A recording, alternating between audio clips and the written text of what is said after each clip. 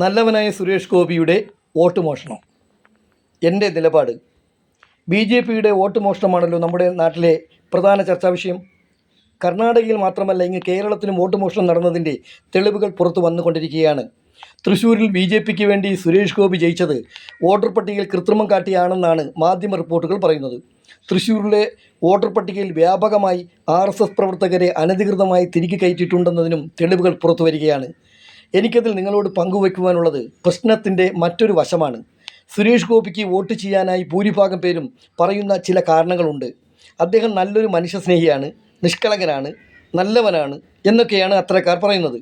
എന്നാൽ അടുത്തിടെ നടന്ന 2 വിഷയങ്ങളിൽ നല്ലവനും മനുഷ്യസ്നേഹിയുമായ സുരേഷ് ഗോപി സ്വീകരിച്ച നിലപാടുകൾ എന്തൊക്കെയായിരുന്നു നമുക്കൊന്ന് പരിശോധിക്കാം. ഒന്നാമത്തെ വിഷയം കന്യാസ്ത്രീകളുടെ അന്യായമായ അറസ്റ്റ്.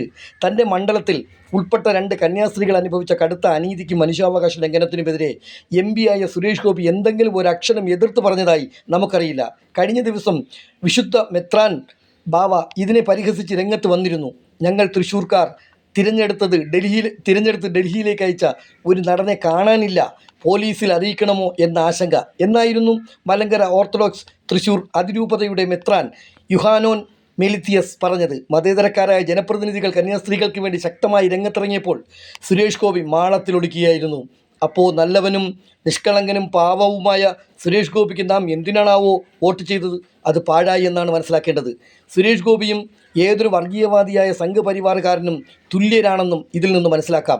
രണ്ടാമത്തെ സംഭവം തൃശ്ശൂരിലെ വോട്ട് മോഷണമാണ്. സ്വന്തം വിജയത്തിനായി സുരേഷ് ഗോപി വോട്ട് മോഷണം നടത്തി എന്നാണ് ഇപ്പോൾ പുറത്തു വരുന്ന വാർത്ത. സ്വന്തം കുടുംബത്തെയും സഹോദരനെയും ഡ്രൈവറെയും വരെ വ്യാജമായി വോട്ടർ പട്ടികയിൽ ഉൾപ്പെടുത്തിയാണ് നല്ലവനെന്ന് സ്വയം അവകാശപ്പെടുന്ന സുരേഷ് ഗോപി ജയിച്ചത്.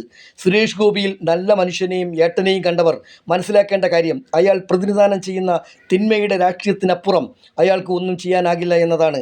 BJP എന്ന വർഗീയ വിഭജന പാർട്ടിയിൽ നിന്നുകൊണ്ട് സുരേഷ് ഗോപിക്ക് മാത്രമായി നല്ലവനായിരിക്കാൻ കഴിയില്ല. ഇതുതന്നെയാണ് നമുക്ക് ചുറ്റുമുള്ള മറ്റ് സുരേഷ് ഗോപിമാരുടെയും അവസ്ഥ. സംഘപരിവാറുകാരനായിരിക്കെ ഒരാൾക്ക് നല്ലവനാവുക സാധ്യമേ അല്ല. സംഘപരിവാറിനെ സംവാദം നടത്തിയും ഉപദേശിച്ചും കൂടെ കൂട്ടിയും നന്നാക്കാമെന്ന് വിചാരിച്ചാൽ നാം തോറ്റുപോവുകയുള്ളൂ എന്നതാണ് പുതിയ സംഭവ വികാസങ്ങൾ നമ്മെ പഠിപ്പിക്കുന്നത്.